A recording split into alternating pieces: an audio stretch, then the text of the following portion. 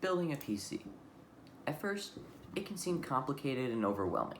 There's a lot to do, and you might not know exactly how to do it. But with a little bit of help and research, really anybody can do it. But there's a couple things you gotta do first.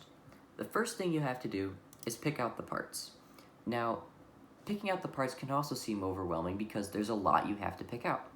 But there are powerful tools like PC Part Picker, which is a website where you put in your budget and it'll find all the parts for you.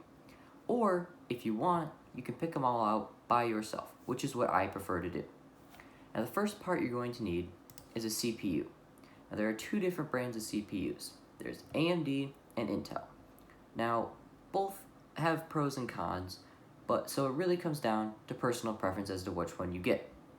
The second thing you're going to need is a motherboard. Now, motherboards connect all the parts together and help them communicate to each other.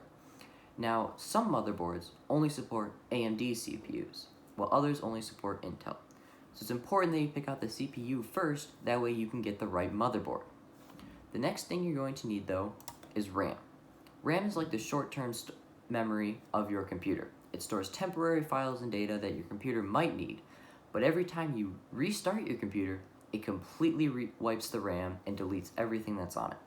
That's why turning things on and off like an iPhone fixes it most of the time, because you're clearing the RAM and getting rid of all that temporary data that your computer didn't need. The next thing you're going to need, though, is a hard drive. This is like the long-term storage of your computer. It stores all the files and data and apps and programs that you have on your computer so that when you start it back up, they're all right there. Now, there's also what's known as a solid-state drive, SSD for short. This is like a faster hard drive, but they're typically much smaller, more expensive, and don't hold as much storage. So, depending on what you need, that might be an option for you, but typically you're going to want a hard drive. The next thing you're going to need is a power supply. The power supply does exactly what it sounds like.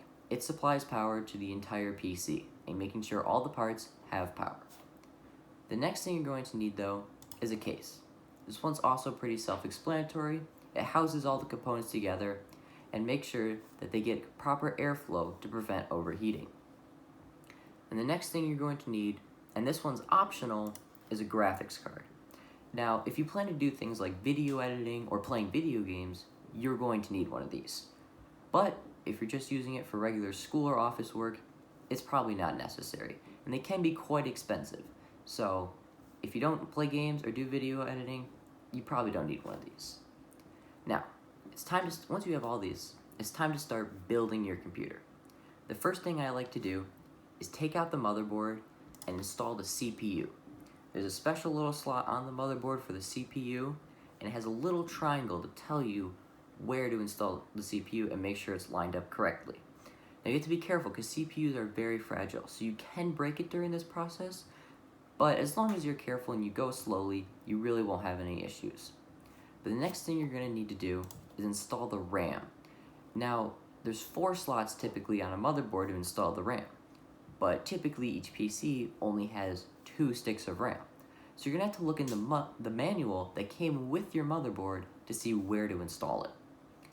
But once you have all that done, you install the motherboard into your case. Now, there should be a bunch of screws that came with your case to install it in the case, and make sure it doesn't move around or anything, because obviously you don't want your motherboard falling out while you're using your PC. Once you get the motherboard installed, you're going to install the power supply. Every PC has a slot for the power supply to sit in, and once you get it installed, you're going to run all the cables through the PC and plug them into where they're supposed to be. Now, I recommend managing your cables so that they're neat and organized. That way, if you need to take anything out or swap anything, you can do so easily, and it will also help airflow and prevent parts from overheating. The next thing you're going to do is install the hard drive. There's also a slot for every case will also have a slot for the hard drive. You simply insert the hard drive, plug in one cable going from the hard drive to the motherboard, and the other from the hard drive to the power supply. And then you're done. And finally, install your graphics card. Now, this part is also pretty easy. On every case, on the side, there's going to be what's called expansion slots. Now, they're going to have covers on them, And every graphics card is going to require a different amount of expansion slots depending on the size of your graphics card. So you take out however many slots you need, and you put in the graphics card, screw it in tightly so it doesn't move around, and then plug in the graphics card to the power supply. And you're done. Your PC is ready to go. You can boot it up, install Windows, whatever you want. So that is how you build a PC. Now it may seem complicated, but there's plenty of videos online and plenty of articles to help you through this process. And who knows, maybe you want to build a PC one day.